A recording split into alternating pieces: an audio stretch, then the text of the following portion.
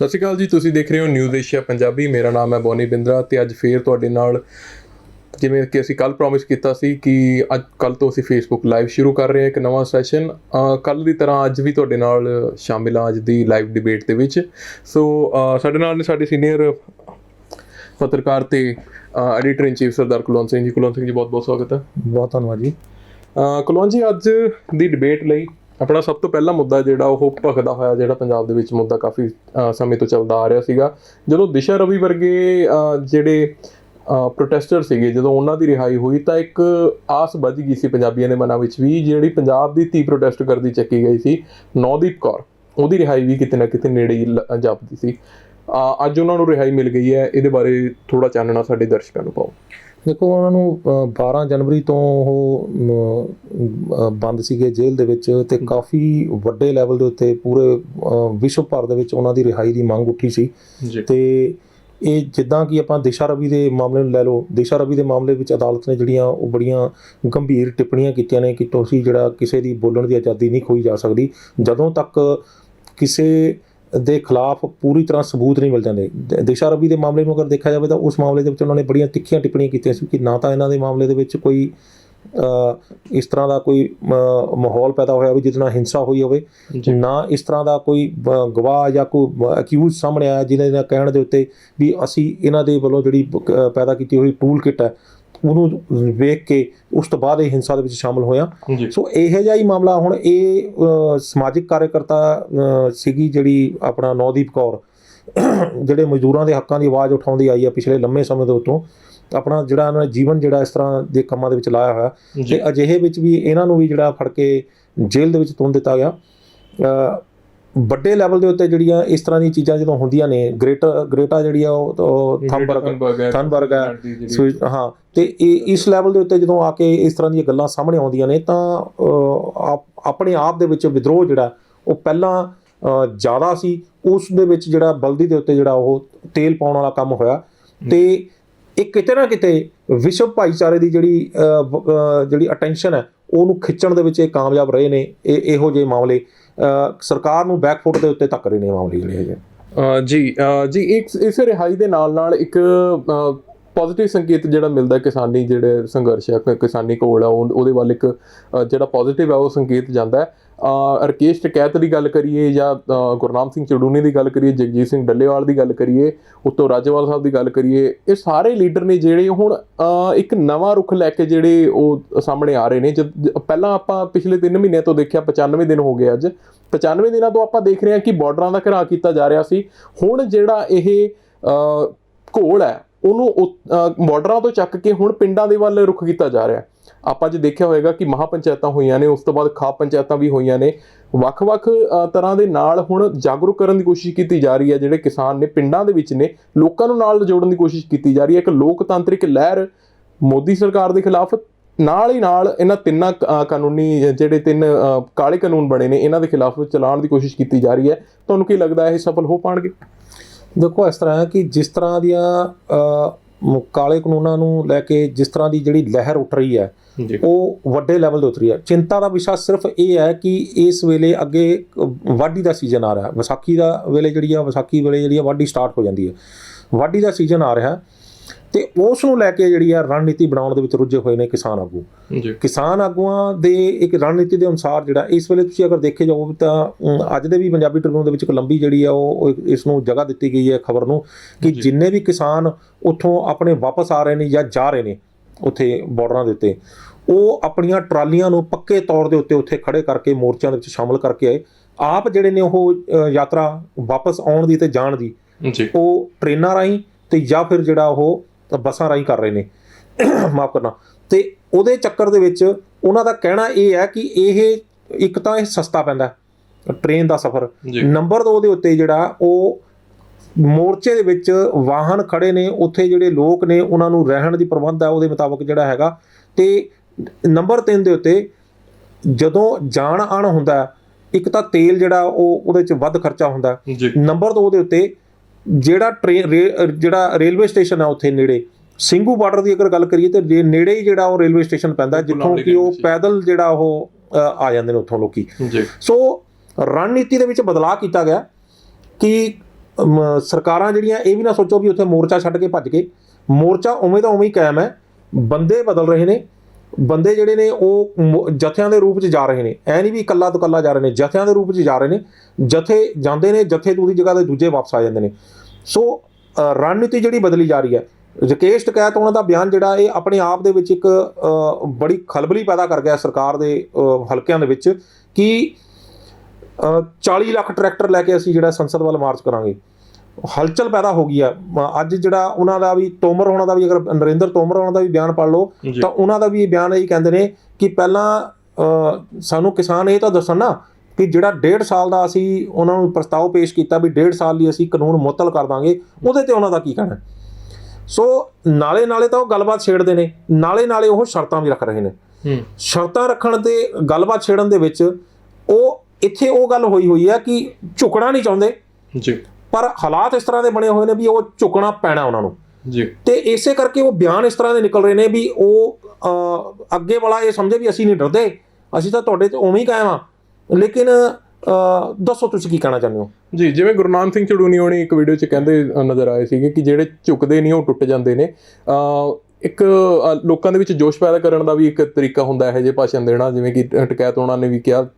ਕੋਈ ਡੇਟ ਨਹੀਂ ਦਿੱਤੀ, ਹਾਲਾਂਕਿ ਉਹਨਾਂ ਦਾ ਵੀ ਥੋੜ੍ਹਾ ਜਿਹਾ ਪੋਲੀਟੀਕਲ ਜਿਹੜਾ ਇੱਕ ਕਹਿ ਸਕਦੇ ਹਾਂ ਇੱਕ ਸਟੇਟਮੈਂਟ ਸੀ, ਕੋਈ ਡੇਟ ਤਾਂ ਨਹੀਂ ਦਿੱਤੀ ਇਸ ਬਾਰੇ। ਪਰ ਜੇ ਆਪਾਂ ਗੱਲ ਕਰੀਏ ਵਾਢੀ ਦੇ ਸੀਜ਼ਨ ਦੀ, ਹੁਣ ਵਾਢੀ ਦਾ ਸੀਜ਼ਨ ਆਪਾਂ ਦੋ ਤਰੀਕੇ ਨਾਲ ਦੇਖ ਸਕਦੇ ਹਾਂ। ਹਰ ਇੱਕ ਬੰਦਾ ਇਸ ਨੂੰ ਐਵੇਂ ਦੇਖ ਰਿਹਾ ਕਿ ਕਿਸਾਨ ਅੰਦੋਲਨ ਨੂੰ ਥੋੜ੍ਹਾ ਢਾਹ ਲੱਗੇਗੀ ਜਿਹੜਾ ਵਾਢੀ ਦਾ ਸੀਜ਼ਨ ਆ ਉਸ ਕਰਕੇ। ਪਰ ਮੇਰਾ ਇਹ ਕਹਿਣਾ ਕਿ ਹੋ ਸਕਦਾ ਕਿ ਹੁਣ ਲੋਕ ਜਿਹੜੇ ਕਿਸਾਨ ਨੇ, ਨੇਤਾ ਨੇ, ਉਹਨਾਂ ਨੇ ਆਲਰੇਡੀ ਪਿੰਡਾਂ ਦੇ ਵੱਲ ਕੂਚ ਕਰਨੀ ਸ਼ੁਰੂ ਕਰ ਦਿੱਤੀ ਹੈ ਮਾਂ ਪੰਚਾਇਤਾਂ ਜ਼ਰੀਏ। ਲੋਕਾਂ ਨੂੰ ਕੀ ਉਹਨਾਂ ਨੂੰ ਇਹ ਸਮਝਾਉਣਾ ਜ਼ਿਆਦਾ ਸੌਖਾ ਨਹੀਂ ਹੋਏਗਾ ਵਾਢੀ ਦੇ ਸੀਜ਼ਨ 'ਚ ਕਿ ਕਾਨੂੰਨਾਂ ਦੇ ਵਿੱਚ ਕਾਲਾ ਕੀ ਹੈ। ਉਹ MSP ਨੂੰ ਹੁਣ ਐਗਜ਼ਾਮਪਲ ਦੇ ਕੇ ਦਿਖਾ ਸਕਦੇ ਨੇ ਕਿ ਅਸੀਂ ਤੁਹਾਡੇ ਨਾਲ ਚੱਲਦੇ ਹਾਂ, ਤੁਸੀਂ ਮੰਡੀਆਂ ਦੇ ਵਿੱਚ ਦੇਖੋ ਵੀ ਤੁਹਾਡੀ ਫਸਲ ਦਾ ਕੀ ਰੇਟ ਹੈ, ਇੰਨੀ MSP ਹੈ। ਕੀ ਤੁਹਾਨੂੰ MSP ਪਤਾ ਹੈ? ਰਾਜਸਥਾਨ ਦੇ ਵਿੱਚ ਜਿਵੇਂ ਕੱਲ੍ਹ ਰਾਕੇਸ਼ ਟਕੈਤ ਉਹਨਾਂ ਦੀ ਵੀਡੀਓ ਸਾਹਮਣੇ ਆਈ ਸੀਗੀ, ਉੱਥੇ 700 ਜਾਂ 800 ਰੁਪਏ ਦੇ ਵਿੱਚ ਧਾਨ ਵੇਚ ਰਹੇ ਨੇ, ਕੀ ਨਾਮ ਹੈ, ਚਾਵਲ ਵੇਚ ਰਹੇ ਨੇ ਪੈਡੀ ਨੂੰ, ਤੇ ਜਿਹੜਾ MSP ਉਹ 1800 ਰੁਪਏ ਆ ਉੱਥੇ ਦੀ। ਤੇ ਇਹਦੇ ਨਾਲ ਕੀ ਇੱਕ ਤੁਸੀਂ ਦੇਖ ਸਕਦੇ ਹੋ ਕਿ ਪੋਜ਼ਿਟਿਵ ਸੰਕੇਤ ਮਿਲਦਾ ਹੈ ਕਿਸਾਨਾਂ ਨੂੰ, ਤੇ ਕਿਸਾਨ ਲੀਡਰਾਂ ਨਾਲ ਇਹ ਗੱਲ ਬਹੁਤ ਸੌਖੀ ਹੋ ਜਾਂਦੀ ਹੈ ਹੁਣ ਸਮਝਾਣੀ ਕਿ ਕਾਨੂੰਨਾਂ ਦੇ ਵਿੱਚ ਕਾਲਾ ਕੀ ਹੈ ਤੇ MSP ਕਿਸਾਨ ਲਈ ਕਿਉਂ ਜ਼ਰੂਰੀ ਹੈ। ਬਿਲਕੁਲ, ਇਹਦੇ 'ਚ ਦੋ ਚੀਜ਼ਾਂ ਜਿਹੜੀਆਂ ਨੇ ਉਹ ਨਿਕਲ ਕੇ ਸਾਹਮਣੇ ਆ ਰਹੀਆਂ ਨੇ। ਜਿਹੜੇ ਇਹ ਮਹਾਂ ਪੰਚਾਇਤਾਂ ਹੋ ਰਹੀਆਂ ਨੇ, ਜਿਹੜੇ ਪਿੰਡਾਂ ਦੇ ਵਿੱਚ ਜਾ ਰਹੇ ਨੇ, ਜਾਂ ਵਾਢੀ ਦਾ ਸੀਜ਼ਨ ਜਿਹੜਾ ਇੱਕ ਡਰ ਹੈ, ਉਹ ਇੱਕ ਵੱਡੀ ਜਿਹੜੀ ਹੈ ਪੋਜ਼ਿਟਿਵ ਚੀਜ਼ ਵੀ ਨਾਲ ਲੈ ਕੇ ਆਏਗਾ ਜੀ। ਹੁਣ ਇਹਦੇ ਵਿੱਚ ਪਹਿਲਾਂ ਆਪਾਂ ਗੱਲ ਕਰੀਏ ਕਿ ਜਿਹੜਾ ਉੱਥੋਂ ਆ ਕੇ ਮਹਾਂ ਪੰਚਾਇਤਾਂ ਕੀਤੀਆਂ ਜਾ ਰਹੀਆਂ ਨੇ।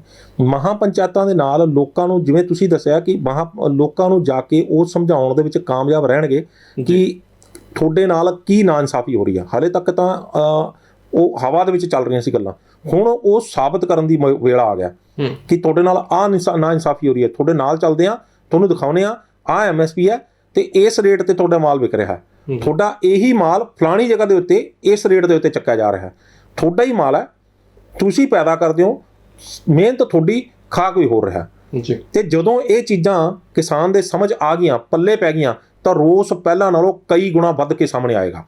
ਤੇ ਜਦੋਂ ਕਈ ਗੁਣਾ ਵੱਧ ਕੇ ਸਾਹਮਣੇ ਆਏਗਾ ਤਾਂ ਉਦੋਂ ਸਰਕਾਰਾਂ ਨੂੰ ਜਿਹੜਾ ਇਸ ਨੂੰ ਸੰਭਾਲਣਾ ਔਖਾ ਹੋ ਜਾਣਾ। ਪਹਿਲਾਂ ਤਾਂ ਉਹ ਇਹ ਕਹਿ ਕੇ ਬਚ ਰਹੇ ਸੀ ਹਾਲੇ ਤੱਕ ਕਿ ਇਹ ਤਾਂ ਜੀ ਸਿਰਫ 1-2 ਰਾਜਾਂ ਦੇ ਜਿਹੜੇ ਕਿਸਾਨ ਨੇ ਉੱਥੇ ਬੈਠੇ ਨੇ, ਪਰ ਜਦੋਂ ਇਹ ਸਮਝ ਸਾਰੇ ਰਾਜਾਂ ਦੇ ਕਿਸਾਨਾਂ ਨੂੰ ਆਉਣ ਲੱਗੀ ਨਾ, ਤਾਂ ਉਦੋਂ ਜਿਹੜਾ ਸਰਕਾਰ ਦੇ ਨੱਕ 'ਚ ਦਮ ਹੋ ਜਾਣਾ। ਇੱਕ ਨੰਬਰ 2 ਦੇ ਉੱਤੇ ਆਈਏ ਆਪਾਂ ਕਿ ਇਹਦੇ ਨਾਲ ਦੂਜਾ ਕੀ ਫਾਇਦਾ ਹੋਣ ਵਾਲਾ।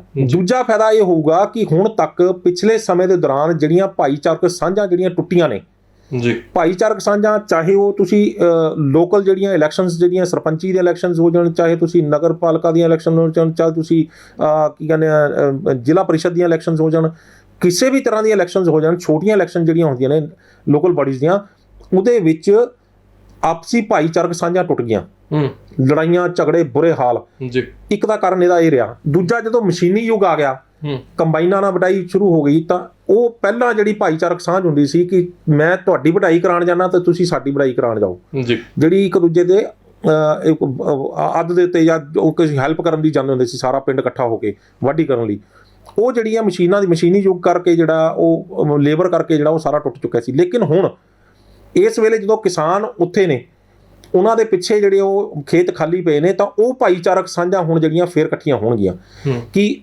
ਉਹ ਉੱਥੇ ਮੋਰਚਾ ਸੰਭਾਲੀ ਬੈਠੇ ਨੇ, ਅਸੀਂ ਪਿੰਡਾਂ ਦੇ ਵਿੱਚ ਉਹਨਾਂ ਦੀਆਂ ਫਸਲਾਂ ਵਢਵਾ ਕੇ, ਉਹਨਾਂ ਦਾ ਜਿਹੜਾ ਸਾਂਭ ਸੰਭਾਈ ਕਰਵਾ ਕੇ ਅਸੀਂ ਉਹਨਾਂ ਦੀ ਮਦਦ ਉਸ ਤਰੀਕੇ ਕਰਾਂਗੇ। ਅਸੀਂ ਵੀ ਇੱਥੇ ਮੋਰਚੇ 'ਚ ਸ਼ਾਮਲ ਹਾਂ। ਸੋ ਦੋ ਤਰ੍ਹਾਂ ਦੇ ਮੋਰਚਿਆਂ ਦੇ ਉੱਤੇ ਕੰਮ ਹੋਏਗਾ ਉਸ ਟਾਈਮ। ਭਾਈਚਾਰਕ ਸਾਂਝਾਂ ਜਿਹੜੀਆਂ ਨੇ ਕਾਇਮ ਹੋਣਗੀਆਂ, ਲੋਕਾਂ ਨੂੰ ਸਮਝਾਉਣ 'ਚ ਕਾਮਯਾਬ ਹੋਣਗੇ। ਲੇਕਿਨ ਇਹਦੇ ਨਾਲ ਵੱਡਾ ਸਵਾਲ ਇੱਥੇ ਇੱਕ ਹੋਰ ਵੀ ਪੈਦਾ ਹੁੰਦਾ ਹੈ ਕਿ ਕੀ ਉੱਥੋਂ ਜਿਹੜੇ ਬੰਦੇ ਨਿਕਲ ਕੇ ਇੱਥੇ ਆਉਣਗੇ ਕਿ ਸਮਝਾਉਣ ਲਈ, ਇੱਥੇ ਜਿਹੜੇ ਮਹਾਪੰਚਾਇਤਾਂ ਜਿਹੜੀਆਂ ਹੋਣਗੀਆਂ, ਕੀ ਉੱਥੇ ਤਾਂ ਨਹੀਂ ਇਕੱਠ ਜਿਹੜਾ ਘਟੇਗਾ? ਜਿਹੜੇ ਬਾਰਡਰਾਂ ਦੇ ਉੱਤੇ ਬੈਠੇ ਨੇ ਕਿ ਉੱਥੋਂ ਤਾਂ ਨਹੀਂ ਨਿਕਲ ਕੇ ਇੱਧਰ ਆ ਜਾਣ ਕਿ ਉੱਥੇ ਜਿਹੜੇ ਬਾਰਡਰ ਕਮਜ਼ੋਰ ਹੋ ਜਾਣ? ਜੇ ਉੱਥੇ ਬਾਰਡਰ ਕਮਜ਼ੋਰ ਹੋ ਜਾਣਗੇ ਤਾਂ ਉਹ ਜਿਹੜੀ ਸਰਕਾਰ ਆ ਉੱਥੇ ਹਮਲਾ ਕਰਨ ਲਈ ਜਿਹੜੀ ਆ ਉਹ ਉਤਾਵਲੀ ਬੈਠੀ ਆ। ਕਿਸੇ ਵੇਲੇ ਵੀ ਜਿਹੜਾ ਉੱਥੇ ਉਹ ਬਾਰਡਰ ਖਾਲੀ ਕਰਾਉਣ ਦੀ ਜਿਹੜੀ ਆ ਕੋਸ਼ਿਸ਼ ਕਰਾ ਸਕਦੇ ਨੇ। ਬੋਰਡ ਉੱਥੇ ਲਾਏ ਜਾ ਚੁੱਕੇ ਨੇ। ਦੂਜੀ ਗੱਲ, ਸਿੰਘੂ, ਟਿਕਰੀ ਤੇ ਗਾਜ਼ੀਪੁਰ ਬਾਰਡਰਾਂ ਦੇ ਉੱਤੇ 27 ਜਨਵਰੀ ਦੀ ਰਾਤ ਨੂੰ ਕੀ ਹੋਇਆ ਸਾਰਿਆਂ ਨੂੰ ਪਤਾ ਹੈ। ਉੱਥੇ ਜਿਉਂ ਹੀ 26 ਜਨਵਰੀ ਦੀ ਹਿੰਸਾ ਹੋਈ ਉਸ ਤੋਂ ਬਾਅਦ ਉਹਨਾਂ ਨੇ ਬਾਰਡਰ ਖਾਲੀ ਕਰਾਉਣ ਦੀ ਕੋਸ਼ਿਸ਼ ਕੀਤੀ ਕਿਉਂਕਿ ਉੱਥੇ ਲੋਕ ਘੱਟ ਚੁੱਕੇ ਸੀ, ਘਟਣੇ ਸ਼ੁਰੂ ਹੋ ਗਏ, ਭੀੜ ਘੱਟ ਗਈ ਸੀ। ਤੇ ਇਹੀ ਕਾਰਨ ਹੁਣ ਦਿਮਾਗ ਦੇ ਵਿੱਚ ਫੇਰ ਆਉਂਦਾ ਕਿ ਜੇਕਰ ਉਹ ਲੋਕ ਵਾਢੀ ਲਈ ਵਾਪਸ ਆਉਂਦੇ ਨੇ ਉੱਥੇ ਜਾਂ ਸਮਝਾਉਣ ਲਈ ਵਾਪਸ ਆਉਂਦੇ ਨੇ ਤਾਂ ਉੱਥੇ ਜੇ ਬਾਰਡਰ ਕਮਜ਼ੋਰ ਹੋਏ ਫਿਰ ਨੁਕਸਾਨ ਹੋ ਸਕਦਾ ਹੈ। ਜੀ ਇੱਥੇ ਤੁਸੀਂ ਗੱਲ ਕਰੀਏ ਗਾਜ਼ੀਪੁਰ ਬਾਰਡਰ ਦੀ। ਗਾਜ਼ੀਪੁਰ ਬਾਰਡਰ ਦੇ ਉੱਪਰ ਥੋੜੀ ਹੋਰ ਚਰਚਾ ਕਰਾਂਗੇ। 27 ਤਰੀਕ ਨੂੰ ਜੋ ਕੁਝ ਹੋਇਆ 27-28 ਦੀ ਰਾਤ ਨੂੰ, ਉਸ ਤੋਂ ਬਾਅਦ ਇੱਕ ਮਹਾਨਾਇਕ ਨਿਕਲ ਕੇ ਆਇਆ ਕਿਸਾਨੀ ਅੰਦੋਲਨ ਦਾ ਸਾਡੇ ਸਾਹਮਣੇ, ਰਾਕੇਸ਼ ਟਿਕੈਤ। ਰਾਕੇਸ਼ ਟਿਕੈਤ ਵੱਖ-ਵੱਖ ਜਿਹੜੇ ਆਪਣੇ ਬਿਆਨਾਂ ਦੇ ਕਰਕੇ ਚਰਚਾ 'ਚ ਰਹੇ ਨੇ।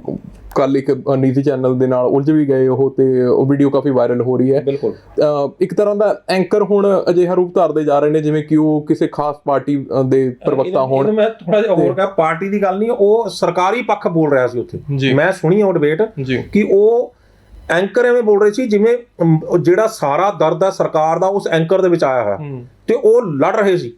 ਉਹ ਲੇਡੀ ਐਂਕਰ ਸੀਗੀ, ਉਹ ਲੜ ਰਹੀ ਸੀ ਬੜੀ ਬੁਰੀ ਤਰ੍ਹਾਂ ਰਾਕੇਸ਼ ਟਿਕੈਤ ਹੋਣਾ ਨਾਲ। ਤੁਸੀਂ ਐ ਕਿਉਂ ਕੀਤਾ? ਤੁਹਾਡੀ ਇਹ ਕਿਵੇਂ ਹਿੰਮਤ ਪੈ ਗਈ? ਤੁਸੀਂ ਇਦਾਂ ਕਰੋ। ਇੱਕ ਉਹਨਾਂ ਨੇ ਵਿੱਚ ਵਰਡ ਯੂਜ਼ ਕੀਤਾ ਕਿ ਤੁਹਾਨੂੰ ਸ਼ਰਮ ਨਹੀਂ ਆਉਂਦੀ। ਉਹਨਾਂ ਨੇ ਹਿੰਦੀ ਵਿੱਚ ਕਿਹਾ ਕਿ ਆਪਕੋ ਸ਼ਰਮ ਨਹੀਂ ਆਤੀ।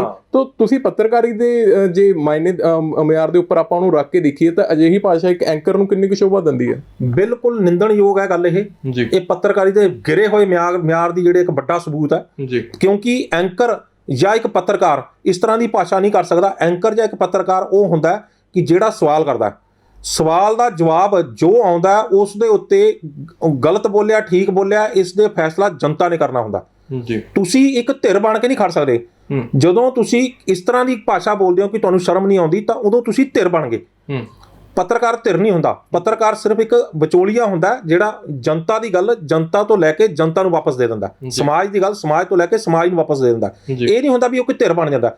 ਜਦੋਂ ਵੀ ਪੱਤਰਕਾਰ ਨੇ ਧਿਰ ਬਣਨ ਦੀ ਕੋਸ਼ਿਸ਼ ਕੀਤੀ ਹੈ, ਜਾਂ ਤਾਂ ਉਹ ਬਦਨਾਮ ਹੋਇਆ ਤੇ ਜਾਂ ਫਿਰ ਉਸ ਨੂੰ ਕਾਨੂੰਨ ਦਾ ਸਾਹਮਣਾ ਕਰਨਾ ਪਿਆ ਆਉਣ ਵਾਲੇ ਟਾਈਮ ਦੇ ਵਿੱਚ। ਕਿਉਂਕਿ ਮੈਂ ਮੰਨ ਲਓ ਕਿ ਮੇਰੇ ਸਾਹਮਣੇ ਇੱਕ ਕਤਲ ਹੋ ਜਾਂਦਾ, ਮੈਂ ਇੱਕ ਪੱਤਰਕਾਰ ਹਾਂ, ਮੇਰੇ ਸਾਹਮਣੇ ਇੱਕ ਕਤਲ ਹੋ ਜਾਂਦਾ, ਜੇ ਮੈਂ ਜਾ ਕੇ ਉੱਥੇ ਇਹ ਰਿਪੋਰਟਿੰਗ ਕਰਦਾ ਨਾ ਕਿ ਮੈਂ ਉੱਥੇ ਮੌਜੂਦ ਸੀ, ਮੇਰੇ ਦੇਖਦੇ ਹੀ ਇੱਕ ਬੰਦੇ ਨੇ ਉਹਦੇ ਚਾਕੂ ਕੱਢ ਕੇ ਉਹਦੇ ਢਿੱਡ 'ਚ ਮਾਰਿਆ ਤੇ ਮੇਰੇ ਦੇਖਦੇ ਹੀ ਮਰ ਗਿਆ, ਤਾਂ ਮੈਂ ਮੌਕੇ ਦਾ ਗਵਾਹ ਬਣ ਗਿਆ।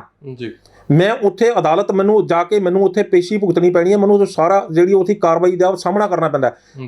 ਇੱਥੇ ਵੀ ਹੋ ਸਕਦਾ ਹੈ ਕਿ ਤੁਸੀਂ ਉੱਥੇ ਜਾ ਕੇ ਤੁਹਾਨੂੰ ਸਵਾਲ ਇਹ ਕੀਤੇ ਜਾਣ ਵੀ ਜਦੋਂ ਉਹਨੂੰ ਮਾਰ ਰਿਹਾ ਸੀ ਤੁਸੀਂ ਉਹਨੂੰ ਰੋਕਿਆ ਕਿਉਂ ਨਹੀਂ। ਇਹ ਮੇਰੇ ਨਾਲ ਖੁਦ ਨਾਲ ਹੋ ਚੁੱਕਿਆ ਕਿ ਪਟਿਆਲੇ ਦੇ ਵਿੱਚ ਇਸ ਤਰ੍ਹਾਂ ਦੀ ਘਟਨਾ ਹੋਈ ਸੀ ਜਿਹਦੇ ਵਿੱਚ ਗੋਪਾਲ ਕ੍ਰਿਸ਼ਨ ਕਸ਼ਪ ਜਿਹੜੇ ਸੀ ਆਤਮ ਹੱਤਿਆ ਕਰਕੇ ਸੀ ਆਪਣੇ ਆਪ ਨੂੰ ਅੱਗ ਲਗਾ ਕੇ, ਰੇੜੀ ਮਾਰਕੀਟ ਵਾਲੇ। ਤਾਂ ਉਦੋਂ ਅਸੀਂ ਮੌਕੇ ਤੇ ਮੌਜੂਦ ਸੀ। ਅਸੀਂ ਬੜੀ ਕੋਸ਼ਿਸ਼ ਕੀਤੀ ਵੀ ਕਿਸੇ ਤਰੀਕੇ ਉਹ ਬਚ ਜਾਣ, ਰੋਕਿਆ ਵੀ ਉਹਨਾਂ ਨੂੰ, ਪਰ ਉਹਦੇ ਬਾਵਜੂਦ ਵੀ ਉਹਨਾਂ ਨੇ ਆਪਣੇ ਆਪ ਨੂੰ ਅੱਗ ਲਗਾ ਲਈ ਸੀ। ਤੇ ਉਸ ਤੋਂ ਬਾਅਦ ਕੀ ਹੋਇਆ ਕਿ DIG ਜਿਹੜਾ ਪਟਿਆਲਾ ਉਸ ਵੇਲੇ ਸੀਗੇ, ਉਹਨਾਂ ਨੇ ਭਾਮਰਾ ਸਾਹਿਬ ਹੁੰਦੇ ਸੀ ਉਸ ਟਾਈਮ, ਉਹਨਾਂ ਨੇ ਮੈਨੂੰ ਜਿਹੜਾ ਨੋਟਿਸ ਭੇਜਿਆ ਕਿ ਤੁਸੀਂ ਆ ਕੇ ਜਿਹੜਾ ਬਿਆਨ ਦਿਓ ਕਿ ਤੁਸੀਂ ਇਹ ਜਿਹੜਾ ਉਸ ਵੇਲੇ ਤੁਸੀਂ ਰੋਕਿਆ ਕਿਉਂ ਨਹੀਂ। ਹਾਈ ਕੋਰਟ ਦੇ ਆਰਡਰ ਸੀਗੇ ਉਸ ਚੀਜ਼ ਨੂੰ। ਸੋ ਇੱਕ ਧਿਰ ਬਣ ਜਾਂਦੇ ਨੇ ਪੱਤਰਕਾਰ ਨੂੰ। ਜਦੋਂ ਵੀ ਪੱਤਰਕਾਰ ਜਿਹੜਾ ਉਹ ਧਿਰ ਬਣਦਾ ਤਾਂ ਉਸ ਨੂੰ ਕਾਨੂੰਨ ਦਾ ਸਾਹਮਣਾ ਕਰਨਾ ਪੈਂਦਾ, ਚਾਹੇ ਉਹ ਜਿਹੜਾ ਵੀ ਪੀੜਤ ਹੋਏਗਾ ਉਸ ਧਿਰ ਬਣ ਕੇ ਜਿਹੜਾ ਵੀ ਪੀੜਤ ਹੋਏਗਾ ਉਹ ਉਸ ਨੂੰ ਅਦਾਲਤ ਵਿੱਚ ਖਿੱਚ ਸਕਦਾ। ਤੇ ਇਹ ਜਿਹੜਾ ਪੱਤਰਕਾਰਤਾ ਦਾ ਜਿਹੜਾ ਗਿਰੇ ਹੋਏ ਮਿਆਰ ਨੂੰ ਸਾਬਤ ਕਰਨ ਦੀ ਜਿਹੜੀ ਚੀਜ਼ ਹੈਗੀ। ਜੀ ਮੈਂ ਵੀ ਜਰਨਲਿਜ਼ਮ ਪੰਜਾਬੀ ਯੂਨੀਵਰਸਿਟੀ ਤੋਂ ਕਰੀ ਆ। ਸਾਨੂੰ ਬੜੇ ਰਸੂਖਦਾਰ ਪ੍ਰੋਫੈਸਰ ਨੇ ਡਾਕਟਰ ਭੁਪਿੰਦਰ ਬੱਤਰਾ ਜੀ ਪੜ੍ਹਾਉਂਦੇ ਹੁੰਦੇ ਸੀ। ਉਹਨਾਂ ਦੀ ਗੱਲ ਕਰਦੇ ਆ ਤਾਂ ਉਹ ਹਮੇਸ਼ਾ ਇਹੀ ਕਹਿੰਦੇ ਸੀ ਕਿ a journalist is a watch dog. ਬਿਲਕੁਲ, ਸਿਰਫ ਸਾਡਾ ਕੰਮ ਦੇਖਣਾ ਤੇ ਦੱਸਣਾ ਹੈ। ਆਪਾਂ ਆਪਣੇ ਵੱਲੋਂ ਵਿੱਚ ਕੁਝ ਨਹੀਂ ਪਾਣਾ, ਕੋਈ ਆਪਣੀ ਮਤਲਬ ਟਿੱਪਣੀ ਆਪਾਂ ਨਹੀਂ ਕਰ ਸਕਦੇ। ਜੇ ਤੁਸੀਂ ਬਹੁਤ ਵੱਡੇ ਲੈਵਲ ਦੇ ਉੱਪਰ ਚਲੇ ਜਾਂਦੇ ਹੋ ਉਸ ਤੋਂ ਬਾਅਦ ਤੁਸੀਂ ਇੱਕ ਬੁੱਧੀਜੀਵੀ ਦੇ ਤੌਰ ਦੇ ਉੱਪਰ ਤਾਂ ਗੱਲ ਕਰ ਸਕਦੇ ਹੋ, ਪਰ ਇੱਕ ਪੱਤਰਕਾਰ ਦੇ ਤੌਰ ਤੇ ਤੁਸੀਂ ਫਿਰ ਵੀ ਗੱਲ ਨਹੀਂ ਕਰ ਸਕਦੇ। ਖੈਰ, ਇਸ ਤੋਂ ਅੱਗੇ ਵਧਾਂਗੇ। ਰਾਕੇਸ਼ ਟਿਕੈਤ ਉਹਨਾਂ ਨੂੰ ਸੈਂਟਰ 'ਚ ਹਜੇ ਵੀ ਰੱਖਾਂਗੇ। ਰਵਨੀਤ ਬਿੱਟੂ, ਜਦੋਂ ਦਾ ਕਿਸਾਨੀ ਅੰਦੋਲਨ ਸ਼ੁਰੂ ਹੋਇਆ ਥੋੜੇ ਟਾਈਮ ਤੋਂ ਬਾਅਦ ਹੀ ਉਹ ਜਾ ਕੇ ਜੰਤਰ ਮੰਤਰ ਤੇ ਬਹਿ ਗਏ ਸੀਗੇ। ਉਹਨਾਂ ਦਾ ਇੱਕ ਸਟਿੰਗ ਸਾਹਮਣੇ ਆਇਆ ਸੀ ਕਿ ਉਹ ਦਿਨੇ ਕਿਤੇ ਹੋਰ ਚਲੇ ਜਾਂਦੇ ਨੇ, ਰਾਤ ਨੂੰ ਫੇਰ ਆ ਜਾਂਦੇ ਨੇ। ਉਹਦੀ ਗੱਲ ਬਾਅਦ ਚ ਕਰਦੇ ਹਾਂ। ਤੇ ਉਹਨਾਂ ਨੇ ਹੁਣ ਬਿਆਨ ਦਿੱਤਾ ਹੈ, ਪੱਤਰਕਾਰਾਂ ਨੂੰ, ਇੱਕ ਨਿੱਜੀ ਚੈਨਲ ਨੂੰ ਬਿਆਨ ਦਿੱਤਾ ਹੈ। ਉਹਦੇ ਵਿੱਚ ਉਹਨਾਂ ਨੇ ਕਿਹਾ ਕਿ ਰਾਕੇਸ਼ ਟਕੈਤ ਉਹਨਾਂ ਦੀ ਕਿਸੇ ਨੂੰ ਸੁਣਨ ਦੀ ਲੋੜ ਨਹੀਂ ਹੈਗੀ ਹੈ। ਪਾਰਲੀਮੈਂਟ ਦੇ 40 ਲੱਖ ਟਰੈਕਟਰਾਂ ਵਾਲੀ ਗੱਲ ਦੇ ਉੱਪਰ ਬੋਲਦਿਆਂ ਉਹਨਾਂ ਨੇ ਕਿਹਾ ਕਿ ਰਾਕੇਸ਼ ਟਕੈਤ ਦੀ ਸੁਣਨ ਨੂੰ ਕਿਸੇ ਨੂੰ ਲੋੜ ਨਹੀਂ ਹੈਗੀ। ਜੋ ਕੁਝ ਵੀ ਕਿਸਾਨੀ ਲੀਡਰ ਕਹਿਣਗੇ ਉਹਨਾਂ ਦੇ ਉੱਪਰ ਹੀ ਜਿਹੜੀ ਹੁਣ ਅਗਲੀ ਵਿਉਂਤਬੰਦੀ ਹੈ ਉਹ ਵਿੱਢੀ ਜਾਊਗੀ। ਤੇ ਪੰਜਾਬ ਦੇ ਲੀਡਰਾਂ ਨੂੰ ਸੁਣਨ ਦੀ ਲੋੜ ਹੈ, ਪੰਜਾਬ ਦੇ ਲੀਡਰਾਂ ਨੂੰ ਸੁਣਨ ਦੀ ਲੋੜ ਹੈ। ਤੇ ਹੁਣ ਜਦੋਂ ਇੱਕ ਪਾਸੇ ਤਾਂ ਗੱਲ ਚੱਲ ਰਹੀ ਹੈ ਭਾਈਚਾਰੇ ਦੀ, ਇੱਕ ਪਾਸੇ ਗੱਲ ਚੱਲ ਰਹੀ ਹੈ ਕਿ ਹਰਿਆਣਾ ਸਾਡਾ ਛੋਟਾ ਭਰਾ ਹੈ। ਹੁਣ ਜਿਹੜੇ ਜਾਟ ਨੇ ਜਾਂ ਜਿਹੜੇ ਜੱਟ ਨੇ ਉਹ ਆਪਸ 'ਚ ਭਾਈਵਾਲਤਾ ਵਧਾ ਰਹੇ ਨੇ। ਇਹੋ ਜਿਹੇ ਬਿਆਨ ਕੀ ਘੋਲ ਨੂੰ ਕਮਜ਼ੋਰ ਕਰਨ ਲਈ ਜਾਂ ਇੱਕ ਤੋੜੂ ਨੀਤੀ ਨਹੀਂ ਅਪਣਾ ਰਹੇ? ਦੇਖੋ, ਇਹ ਕੋਈ ਪਹਿਲੀ ਵਾਰ ਨਹੀਂ ਹੋਇਆ ਕਿ ਇਸ ਤਰ੍ਹਾਂ ਦੇ ਬਿਆਨ ਆਉਣੇ ਜਿਹਦੇ ਨਾਲ ਕਿਹੜਾ ਘੋਲ ਨੂੰ ਤੋੜਨ ਦੀ ਕੋਸ਼ਿਸ਼ ਕੀਤੀ ਹੋਈ ਜਾਂ ਕਮਜ਼ੋਰ ਕਰਨ ਦੀ ਕੋਸ਼ਿਸ਼ ਕੀਤੀ। ਇਸ ਤੋਂ ਪਹਿਲਾਂ ਦੇ ਬਿਆਨਾਂ ਦੀ ਵੀ ਆਪਾਂ ਉਦਾਹਰਨ ਲੈ ਲੈਂਦੇ ਹਾਂ। ਜਦੋਂ ਇੱਕ ਪਾਸੇ ਸਰਕਾਰ ਇਹ ਕਹਿ ਰਹੀ ਸੀ ਕਿ ਇਹ ਲੋਕ ਜਿਹੜੇ ਬੈਠੇ ਨੇ ਇਹ ਕਿਸਾਨ ਨਹੀਂ, ਇਹ ਖਾਲਿਸਤਾਨੀ ਨੇ, ਉਦੋਂ ਰਵਨੀਤ ਬਿੱਟੂ ਦਾ ਬਿਆਨ ਆਉਂਦਾ ਕਿ ਇਹ ਖਾਲਿਸਤਾਨੀ ਨੇ, ਇਹ ਉਹ ਬੰਦੇ ਨੇ ਜਿਹੜੇ ਖਾਲਿਸਤਾਨੀ ਸਮਰਥਕ ਨੇ। ਜ਼ਿਆਦਾਤਰ ਬੰਦੇ ਉਹ ਨੇ ਵਿੱਚ ਬੈਠੇ, ਇਹਨਾਂ ਦੇ ਵਿੱਚ ਬੰਦੇ ਜਿਹੜੇ ਬੈਠੇ ਨੇ ਉਹ ਬੰਦੇ, ਯਾਨੀ ਕਿ ਇੱਕ ਪਾਸੇ ਸਰਕਾਰ ਜਿਨ੍ਹਾਂ ਤੇ ਦੋਸ਼ ਲਾ ਰਹੀ ਹੈ ਉਹਨਾਂ ਦੀ ਵਿਰੋਧੀ ਧਿਰ ਕਾਂਗਰਸ ਜਿਹੜੀ ਆ ਉਹਦਾ ਬੰਦਾ ਜਿਹੜਾ ਉਸ ਦੇ ਵਿੱਚ ਉਹਨੂੰ ਇਹ ਕਹਿ ਰਿਹਾ ਕਿ ਇਹਦੇ ਵਿੱਚ ਜਿਹੜੇ ਬੰਦੇ ਬੈਠੇ ਨੇ ਉਹ ਖਾਲਿਸਤਾਨੀ ਨੇ। ਇਹ ਵਿਵਾਦਿਤ ਬਿਆਨ ਹੋ ਗਿਆ। ਕਿਸਾਨਾਂ ਨੂੰ, ਕਿਸਾਨੀ ਦੇ ਜਿਹੜੇ ਅੰਦੋਲਨ ਨੂੰ ਢਾਹ ਲਾਉਣ ਵਾਲੀ ਗੱਲ ਹੋ ਗਈ। ਨੋ ਡਾਊਟ ਜਿਹੜਾ ਰਵਨੀਤ ਬਿੱਟੂ ਦੇ ਉੱਤੇ ਵੀ ਹਮਲਾ ਹੋਇਆ ਉੱਥੇ ਉਹਨਾਂ ਦੇ ਜਿਹੜਾ ਉਹਨਾਂ ਦੇ ਨਾਲ ਮਾਰ ਕੁੱਟ ਕੀਤੀ ਗਈ, ਅਸੀਂ ਉਸ ਚੀਜ਼ ਦੀ ਨਿੰਦਾ ਕਰਦੇ ਹਾਂ। ਪਰ ਜਿਸ ਤਰ੍ਹਾਂ ਉਹਨਾਂ ਦਾ ਖਾਲਿਸਤਾਨੀ ਦਾ ਬਿਆਨ ਆ ਗਿਆ ਤੇ ਇੱਕ ਬੰਦੇ ਵਿੱਚ ਖਾਲਿਸਤਾਨੀ ਨੇ, ਪਾਰਲੀਮੈਂਟ ਦੇ ਵਿੱਚ ਵੀ ਉਹਨਾਂ ਨੇ ਬੋਲਿਆ ਵੀ ਉਹ ਖਾਲਿਸਤਾਨੀ ਨੇ, ਹੈ ਨਾ, ਤਾਂ ਉਹ ਚੀਜ਼ਾਂ ਜਿਹੜੀਆਂ ਨੇ ਉਹ ਕਿਸਾਨੀ ਅੰਦੋਲਨ ਨੂੰ ਢਾਹ ਲਾਉਣ ਵਾਲੀ ਗੱਲ ਕੀਤੀ ਗਈ। ਹੁਣ ਆਈ ਹੈ ਭਾਈਚਾਰਕ ਸਾਂਝ ਦੀ ਗੱਲ ਕੀਤੀ ਜਾਵੇ ਤਾਂ ਭਾਈਚਾਰਕ ਸਾਂਝ ਦੀ ਜਿਹੜੀ ਗੱਲ ਹੋਈ ਆ ਉਹਦੇ ਵਿੱਚ ਰਵਨੀਤ ਬਿੱਟੂ ਜਿਹੜੇ ਨੇ ਉਹ ਇਹ ਕਹਿ ਰਹੇ ਨੇ ਕਿ ਪੰਜਾਬ ਦੇ ਲੀਡਰਾਂ ਦੀ ਗੱਲ ਸੁਣਨ ਦੀ ਲੋੜ ਹੈ ਤੁਹਾਨੂੰ, ਜਦ ਕਿ ਦੂਜੇ ਪਾਸੇ ਰਾਕੇਸ਼ ਟਕੈਤ ਹੋਣਾ ਦਾ ਇੱਕ ਬਿਆਨ ਸੁਣੋਗੇ ਤਾਂ ਉਹਨਾਂ ਦਾ ਇਹ ਕਹਿਣਾ ਸੀ ਕਿ ਸਰਦਾਰ ਭਾਈ ਹਮਾਰੇ ਸਾथ हैं, सरदार भाइयों को हम आज अकेला नहीं छोड़ सकते, इन्होंने हमारे लिए बहुत कुर्बानियां दी हैं, आज हमारा वक्त है इनका वो कर्जा उतारने का। 27 ਤਰੀਕ ਦੀ ਘਟਨਾ ਤੋਂ ਬਾਅਦ ਜਿਹੜਾ ਇਹ ਰਾਕੇਸ਼ ਟਕੈਤ ਉਹਨਾਂ ਦਾ ਬਿਆਨ ਆਇਆ ਸੀਗਾ। ਇੱਕ ਪਾਸੇ ਉਹ ਇਸ ਲੈਵਲ ਦੀਆਂ ਗੱਲਾਂ ਕਰ ਰਹੇ ਨੇ, ਦੂਜੇ ਪਾਸੇ ਆਪਾਂ ਇਸ ਗੱਲ ਕਰੀਏ ਵੀ ਪੰਜਾਬ ਦੇ, ਹਰਿਆਣੇ ਦੇ, ਯੂਪੀ ਦੇ, ਫਲਾਣੇ ਦੇ, ਢਮਕਾਣੇ ਦੇ, ਇਹ ਚੀਜ਼ਾਂ ਮੈਨੂੰ ਨਹੀਂ ਲੱਗਦੀਆਂ ਕਿ ਇਹ ਸਾਰੀਆਂ ਚੀਜ਼ਾਂ ਜਿਹੜੀਆਂ ਨੇ ਉਹ ਕਿਸਾਨਾਂ ਨੂੰ ਪਸੰਦ ਆਈਆਂ ਹੋਣਗੀਆਂ। ਤੇ ਇਹ ਆਪਣੇ ਆਪ ਦੇ ਵਿੱਚ ਇਹ ਸੋਚਣ ਦੀ ਲੋੜ ਹੈ ਕਿ ਕਿਤੇ ਨਾ ਇਹਦੇ ਪਿੱਛੇ ਵੀ ਤਾਂ ਨਹੀਂ ਰਾਜਨੀਤੀ ਕੰਮ ਕਰ ਰਹੀ, ਕਿਹਦਾ ਪੱਖ ਪੂਰਿਆ ਜਾ ਰਿਹਾ ਹੈ। ਸਵਾਲ ਇਹਦੇ 'ਚ ਇਹ ਹੈ ਕਿ ਰਵਨੀਤ ਬਿੱਟੂ ਕਿਸਾਨਾਂ ਦੇ ਨਾਲ ਨੇ, ਤੇ ਜੇ ਨਾਲ ਨੇ ਤਾਂ ਉਹ ਜਿਹੜੀ ਚੀਜ਼ ਉਹਨਾਂ ਨੂੰ ਕਿਸੇ ਗੱਲ ਨੂੰ ਲੈ ਕੇ ਬੁਰੀ ਵੀ ਲੱਗ ਰਹੀ ਹੈ ਤਾਂ ਉਹ ਕਿਸਾਨੀ ਅੰਦੋਲਨ ਦੇ ਭਲੇ ਵਾਸਤੇ ਵੀ ਕਿਉਂ ਨਹੀਂ ਚੁੱਪ ਕਰ ਰਹੇ। ਇੱਥੇ ਸਵਾਲ ਇੱਕ ਹੋਰ ਵੀ ਆਉਂਦਾ ਕਿ ਰਵਨੀਤ ਬਿੱਟੂ ਨੇ ਉੱਥੇ ਜੀਰਾ ਸਾਹਿਬ ਬੈਠੇ ਹੈ, ਇੱਕ ਆਪਣੇ MLA ਹੋਰ ਬੈਠੇ ਆ, ਡਿੰਪਾ ਜੀ ਮੇਰੇ ਖਿਆਲ ਤੇ ਉੱਥੇ ਬੈਠੇ ਹੋਏ ਆ ਜੰਤਰ ਮੰਤਰ ਤੇ ਕਾਫੀ ਟਾਈਮ ਤੋਂ। ਕਰੋਨਾ ਕੇਸ ਦੇ ਵਿੱਚ ਵੀ ਉਹਨਾਂ ਨੂੰ ਵਾਪਸ ਆਉਣਾ ਪਿਆ ਸੀਗਾ। ਗੱਲ ਇਹ ਹੈ ਕਿ ਸਿਰਫ 3 MP ਕਿਉਂ ਪੰਜਾਬ ਤੋਂ? ਪੰਜਾਬ ਦੇ 9 MP ਹੁੰਦੇ ਆ। ਇੱਕ ਚਲੋ ਮੰਨ ਲਿਆ ਆਪਾਂ ਕਿ ਸਨੀ ਦਿਓਲ ਵਰਗੇ ਆ, ਉਹ ਬਾਹਰ ਰਹਿੰਦੇ ਆ, ਉਹਨਾਂ ਦੀ ਕੋਈ ਖਾਸ ਆਪਾਂ ਪ੍ਰੋੜਤਾ ਨਹੀਂ ਕਰ ਸਕਦੇ। ਉਹਨਾਂ ਦੀ ਇਸ ਗੱਲ ਦੇ ਉੱਪਰ ਕਾਫੀ ਨਿੰਦਾ ਵੀ ਹੋਈ ਹੈ। ਬਾਕੀ MP ਕਿੱਥੇ ਨੇ ਜਿਹੜੇ ਕਾਂਗਰਸ ਦੇ ਨੇ? ਉਹ MP ਕਿਉਂ ਨਹੀਂ ਉੱਥੇ ਜਾ ਰਹੇ? ਜਿਹੜੇ ਕੈਪਟਨ ਅਮਰਿੰਦਰ ਸਿੰਘ ਨੇ ਉਹ ਤਾਂ ਰਵਨੀਤ ਬਿੱਟੂ ਤੇ ਇਹਨਾਂ ਦੇ ਸੁਰ ਤਾਂ ਇੱਕੋ ਜਿਹੇ ਲੱਗਦੇ ਆ, ਕਿਉਂਕਿ ਜਦੋਂ ਕਹਿ ਦਿੰਦੇ ਨੇ ਵੀ 1.5 ਸਾਲ ਨਹੀਂ ਤਾਂ 2 ਸਾਲ ਲਈ 3 ਸਾਲ ਲਈ ਰਿਪੀਲ ਕਰਾ ਲਓ, ਪੋਸਟਮਾਨ ਕਰਾ ਲਓ, ਬਾਅਦ ਚ ਵਾਪਸ ਲੈ ਲਿਆ ਜਦੋਂ ਪਸੂੜੀ ਉੱਠ ਗਈ। ਉਹ ਤਾਂ ਉਹੀ ਗੱਲ ਹੈ ਵੀ ਜਦੋਂ ਰੌਲਾ ਪੈ ਗਿਆ ਉਦੋਂ ਵਾਪਸ ਲੈ ਲਿਆ ਬਿਆਨ। ਪਰ ਬਾਕੀ MP ਕਿੱਥੇ ਨੇ? ਇੱਕ ਗੱਲ ਇਹ, ਤੇ ਦੂਜੀ ਗੱਲ ਫਿਰ ਆਪਾਂ ਆਪਣਾ ਨੈਕਸਟ ਟੌਪਿਕ ਲਵਾਂਗੇ। ਇਹਦੇ ਉੱਪਰ ਪਹਿਲਾਂ ਤੁਹਾਡੇ ਕਮੈਂਟਸ ਲੈ ਲਈਏ। ਦੇਖੋ, ਆਪਾਂ ਬਾਕੀ MP ਜਿਹੜੇ ਨੇ ਉਹ ਕਿੱਥੇ ਨੇ, ਇਹ ਤਾਂ ਹੁਣ ਜਨਤਾ ਨੇ ਪੁੱਛਣੇ ਸਵਾਲ, ਕਿਉਂਕਿ ਚੁਣਿਆ ਜਨਤਾ ਨੇ ਹੋਇਆ। ਪਰ ਮੈਂ ਇਹਦੇ ਨਾਲ ਇੱਕ ਹੋਰ ਚੀਜ਼ ਵੀ ਐਡ ਕਰ ਲੈਣਾ। ਮੈਨੂੰ ਉਹ ਸਮਾਂ ਯਾਦ ਆ ਰਿਹਾ ਜਦੋਂ ਇੱਕ ਪਾਸੇ ਪਾਰਲੀਮੈਂਟ ਸੈਸ਼ਨ ਚੱਲ ਰਿਹਾ ਸੀ, ਇੱਕ ਪਾਸੇ ਕਿਸਾਨੀ ਅੰਦੋਲਨ ਚੱਲ ਰਿਹਾ ਸੀ, ਤੇ ਸੁਖਬੀਰ ਬਾਦਲ ਹੁਣੀ ਜਾ ਕੇ ਜਿਹੜੇ ਆ ਉਹ ਮਿਊਨਿਸਪਲ ਕੌਂਸਲ ਦੇ ਇਲੈਕਸ਼ਨ ਦੇ ਵਿੱਚ ਉੱਥੇ ਕਾਗਜ਼ ਭਰਵਾ ਰਹੇ ਸੀ। ਸਵਾਲ ਇੱਥੇ ਇਹ ਪੈਦਾ ਹੁੰਦਾ ਕਿ ਕੀ ਕਿਸਾਨੀ ਅੰਦੋਲਨ ਵੱਡਾ, ਕੀ ਪਾਰਲੀਮੈਂਟ ਦੇ ਵਿੱਚ ਜਿਸ ਕੰਮ ਵਾਸਤੇ ਤੁਹਾਨੂੰ ਇਲਾਕੇ ਦੇ ਫਿਰੋਜ਼ਪੁਰ ਦੀ ਜਨਤਾ ਨੇ ਜਿਤਾ ਕੇ ਤੁਹਾਨੂੰ ਭੇਜਿਆ ਵੀ ਜਾ ਕੇ ਆਵਾਜ਼ ਪਾਰਲੀਮੈਂਟ 'ਚ ਚੱਕੋ, ਕਿ ਉੱਥੇ ਜਾ ਕੇ ਆਵਾਜ਼ ਚੁੱਕਣੀ ਜ਼ਿਆਦਾ ਜ਼ਰੂਰੀ ਸੀ ਕਿ ਜਾਂ ਫਿਰ ਇੱਕ MC ਲੈਵਲ ਦੀ ਇਲੈਕਸ਼ਨ ਦੇ ਵਿੱਚ ਜਾ ਕੇ ਤੁਸੀਂ ਉੱਥੇ ਕਾਗਜ਼ ਭਰਵਾਉਣੇ ਤੇ ਉਸ ਤੋਂ ਬਾਅਦ ਤੁਹਾਡੇ ਤੇ ਹਮਲਾ ਹੁੰਦਾ ਤੇ ਉਹ ਵੱਡੇ ਲੈਵਲ ਦੇ ਉੱਤੇ ਜਿਹੜਾ ਉਹ ਲਾਈਮਲਾਈਟ 'ਚ ਆਉਂਦਾ, ਤੇ ਉਹ ਸਾਰੀਆਂ ਚੀਜ਼ਾਂ ਜਿਹੜੀਆਂ ਉੱਥੇ ਹੋਣੀਆਂ ਜ਼ਰੂਰੀ ਸੀਗੀਆਂ। ਉਹ ਇੱਕ ਟਾਈਮ ਤੇ ਇਹ ਵੀ ਦੇਖਿਆ ਜਾ ਸਕਦਾ ਵੀ ਲੋਕਾਂ ਦਾ ਇੱਕ ਗੁੱਸਾ ਵੀ ਫੁੱਟਿਆ ਹੋ ਸਕਦਾ ਕਿ ਉੱਥੇ ਕਿਸਾਨੀ ਅੰਦੋਲਨ ਚੱਲ ਰਿਹਾ ਤੇ ਤੁਸੀਂ ਇੱਥੇ ਆਪਣੀ ਜਿਹੜੀ ਕੈਂਪੇਨਿੰਗ ਕਰਦੇ ਫਿਰ ਰਹੇ ਹੋ ਸਕਦਾ ਉਸ ਤਰ੍ਹਾਂ ਉਹਦੇ ਨਾਲ ਵੀ। ਦੇਖੋ, ਇਹਦੇ 'ਚ ਮੈਂ ਇਹਦੇ 'ਤੇ ਕੋਈ ਖਾਸ ਟਿੱਪਣੀ ਨਹੀਂ ਕਰਨਾ ਚਾਹੂੰਗਾ ਕਿਉਂਕਿ ਕੀ ਹੋ ਸਕਦਾ ਇਹ ਜਾਂਚ ਦਾ ਵਿਸ਼ਾ ਹੈ। ਪਰ ਮੇਨ ਗੱਲ ਇੱਥੇ ਇਹ ਆਉਂਦੀ ਹੈ ਸਵਾਲ ਇੱਥੇ ਪੈਦਾ ਹੁੰਦਾ ਕਿ ਪਾਰਲੀਮੈਂਟ ਦੇ ਵਿੱਚ ਸੈਸ਼ਨ ਚੱਲ ਰਿਹਾ ਹੈ, ਜਿਸ ਸੈਸ਼ਨ ਨੂੰ ਬੁਲਾਉਣ ਲਈ ਤੁਸੀਂ ਮਿੰਨਤਾਂ ਕਰਦੇ ਹੋ, ਰੌਲਾ ਪਾਉਂਦੇ ਹੋ, ਬਾਹਰ ਜਾ ਜਾ ਕੇ ਨਿੰਦਾ ਕਰਦੇ ਹੋ ਸਰਕਾਰ ਦੀ, ਦਿਨ ਗਣਾਉਂਦੇ ਹੋ ਵੀ ਇਸ ਸਾਲ ਇੰਨੇ ਜਿਹੜੇ ਦਿਨ ਜਿਹੜੀ ਹੈ ਸੰਸਦ ਚਲੀ ਹੈਗੀ ਹੈ, ਤੁਸੀਂ ਉਹਨਾਂ ਦੀ ਨਿੰਦਾ ਕਰਦੇ ਹੋ, ਤੁਸੀਂ ਬੇਈਮਾਨ ਹੋ, ਤੁਸੀਂ ਸੈਸ਼ਨ ਨਹੀਂ ਬੁਲਾਉਂਦੇ, ਤੇ ਜਦੋਂ ਸੈਸ਼ਨ ਬੁਲਾਇਆ ਜਾਂਦਾ ਉਦੋਂ ਤੁਸੀਂ ਜਾ ਕੇ ਉੱਥੇ ਕਾਗਜ਼ ਭਰਾ ਰਹੇ ਹੋ। ਇਹ ਆਪਣੇ ਆਪ 'ਚ ਵੱਡੇ ਸਵਾਲ ਨੇ ਜਿਹੜੇ ਕਿ ਪਬਲਿਕ ਨੇ ਪੁੱਛਣੇ ਨੇ ਕਿ ਤੁਸੀਂ ਉਸ ਵੇਲੇ ਕਿੱਥੇ ਸੀ ਜਦੋਂ ਕਿਸਾਨੀ ਅੰਦੋਲਨ ਦੀ ਗੱਲ ਚੱਲ ਰਹੀ ਸੀ, ਕਿਸਾਨਾਂ ਦੇ ਹੱਕਾਂ ਦੀ ਆਵਾਜ਼ ਚੁੱਕੀ ਜਾ ਰਹੀ ਸੀ। ਦੇਖੋ ਬਾਹਰ ਆਪਾਂ ਜਿੰਨਾ ਮਰਜ਼ੀ ਰੌਲਾ ਪਾਈ ਜਾਈਏ ਜੀ ਕਿ ਜਿਹੜੀ ਬੀਜੇਪੀ ਸਰਕਾਰ ਹੈ ਜੀ, ਇਹਨੇ ਬਹੁਤ ਬੁਰੀ ਹੈ ਜੀ, ਇਹਨੇ ਕਿਸਾਨਾਂ ਨੂੰ ਢਾਹ ਲਾਈ ਹੈ ਜੀ, ਇਹਨੇ ਕਿਸਾਨੀ ਨੂੰ ਖਤਮ ਕਰਤਾ ਜੀ, ਅਮਾਨੀਆਂ ਅਡਾਨੀਆਂ ਨੇ ਰਲੀ ਹੋਈ ਹੈ ਜੀ, ਜੋ ਮਰਜ਼ੀ। ਲੇਕਿਨ ਜਦ ਤੱਕ ਤੁਸੀਂ ਉਹਦੇ 'ਚ ਜਾ ਕੇ ਪਾਰਲੀਮੈਂਟ 'ਚ ਨਹੀਂ ਬੋਲੋਗੇ, ਤੁਸੀਂ ਉੱਥੇ ਚੀਜ਼ ਆਪਣਾ ਵਿਰੋਧ ਦਰਜ ਨਹੀਂ ਕਰਾਓਗੇ ਰਿਕਾਰਡ ਦੇ ਵਿੱਚ, ਤਾਂ ਉਦੋਂ ਤੱਕ ਤੁਹਾਡੀ ਗੱਲ ਨੂੰ ਕਿਸੇ ਨੇ ਨਹੀਂ ਸੁਣਨਾ। ਇੱਥੇ ਤਾਂ ਉਹ ਹੋ ਜਾਣਾ ਕਿ ਜੰਗਲ ਮੇ ਮੋਰ ਨਾਚਾ ਕਿਸਨੇ ਦੇਖਾ। ਮੋਰ ਜੇ ਪਬਲਿਕ 'ਚ ਨੱਚੇਗਾ ਫੇਰ ਕਿਸੇ ਨੂੰ ਪਤਾ ਲੱਗਣਾ। ਜੰਗਲ ਤਾਂ ਸਾਰੇ ਨੱਚਦੇ ਰਹਿੰਦੇ ਨੇ ਜੀ। ਚਲੋ ਇਸ ਦੇ ਨਾਲ ਹੀ ਆਪਾਂ ਸ਼ੋਅ ਦਾ ਐਂਡ ਕਰਾਂਗੇ। ਪੈਟਰੋਲੀਅਮ ਮੰਤਰੀ ਨੇ, ਉਹਨਾਂ ਨੇ ਪੈਟਰੋਲ ਦੀਆਂ ਜਿਹੜੀਆਂ ਕੀਮਤਾਂ ਵੱਧ ਰਹੀਆਂ ਨੇ, ਡੀਜ਼ਲ ਦੀਆਂ ਕੀਮਤਾਂ ਵੱਧ ਰਹੀਆਂ ਨੇ, ਬੜਾ ਹਾਸੋਹੀਣੀ ਕਮੈਂਟ ਦਿੱਤਾ। ਉਹ ਮੈਂ ਬੋਲਣਾ ਵੀ ਮਤਲਬ ਠੀਕ ਨਹੀਂ ਸਮਝਾਂਗਾ, ਤੁਸੀਂ ਲੋਕਾਂ ਨੂੰ ਦੱਸੋ ਕਿ ਉਹਨਾਂ ਨੇ ਕਿਹਾ ਕੀ ਆ। ਦੇਖੋ ਪੈਟਰੋਲੀਅਮ ਮੰਤਰੀ ਨੇ ਜਿਹੜੇ ਆਪਣਾ ਧਰਮਿੰਦਰ ਪ੍ਰਧਾਨ ਜੀ, ਇਹਨਾਂ ਦਾ ਇਹ ਕਹਿਣਾ ਹੈ ਕਿ ਜਿਹੜੇ ਰੇਟ ਵਧੇ ਨੇ ਪੈਟਰੋਲ ਦੇ, ਇਹ ਇਸ ਕਰਕੇ ਵਧੇ ਨੇ ਕਿਉਂਕਿ ਸਰਦੀ ਸੀ।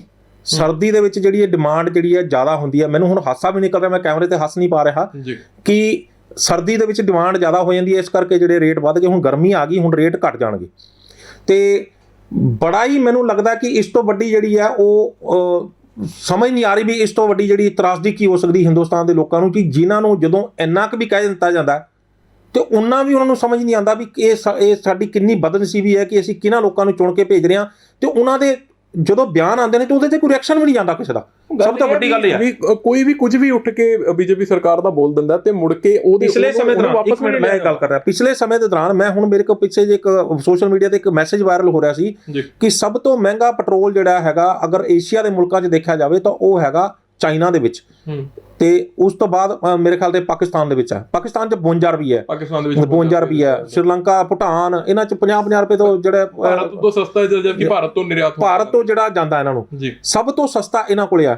ਪਰ ਇੱਥੇ ਹਾਲਾਤ ਇਹ ਨੇ ਕਿ ਜੇ ਤੁਸੀਂ 36 ਰੁਪਏ ਦਾ ਪੈਟਰੋਲ ਹੈ ਤਾਂ ਤੁਹਾਨੂੰ ਜਿਹੜਾ ਮਿਲ ਰਿਹਾ 100 ਰੁਪਏ। ਤੁਸੀਂ ਸੋਚੋ ਕਿ ਤੁਸੀਂ ਕਿੰਨੇ ਪੈਸੇ ਜਿਹੜੇ ਸਰਕਾਰ ਨੂੰ ਦੇ ਰਹੇ ਹੋ। ਤੁਸੀਂ ਅੱਜ ਮੈਂ ਇੱਕ ਸਵਾਲ ਕਰਦਾ ਸਾਰਿਆਂ ਨੂੰ ਕਿ ਕੀ ਜਿਹਨੂੰ ਪੁੱਛੋਗੇ ਨਾ ਆਪਾਂ ਕਿਸੇ ਗਰੀਬ ਤੋਂ ਗਰੀਬ ਬੰਦੇ ਨੂੰ ਜਾ ਕੇ ਪੁੱਛ ਲਾਂਗੇ ਕੀ ਤੁਸੀਂ ਟੈਕਸ ਦਿੰਦੇ ਹੋ, ਉਹ ਕਹੇਗਾ ਜੀ ਮੇਰੇ ਕੋਲ ਕਿੱਥੇ ਹੈ ਜੀ, ਮੇਰੀ ਤਾਂ ਕਮਾਈ ਉਹ ਨਹੀਂ ਹੈਗੀ, ਮੈਂ ਕਿੱਥੋਂ ਟੈਕਸ ਦਿਆਂਗਾ, ਮੈਂ ਕਿੱਥੋਂ ਟੈਕਸ ਦੇਗਾ। ਤੁਹਾਨੂੰ ਸ਼ਰਮ ਆਉਣੀ ਚਾਹੀਦੀ ਹੈ ਮੈਂ ਟੈਕਸ ਦਿੰਦਾ। ਬਟ ਸਵਾਲ ਇੱਥੇ ਇਹ ਹੈ ਕਿ ਉਹਨੂੰ ਸਮਝ ਹੀ ਨਹੀਂ ਆ ਰਹੀ ਕਿ ਅਸੀਂ ਕਿੱਥੇ ਟੈਕਸ ਦੇ ਰਹੇ ਹਾਂ।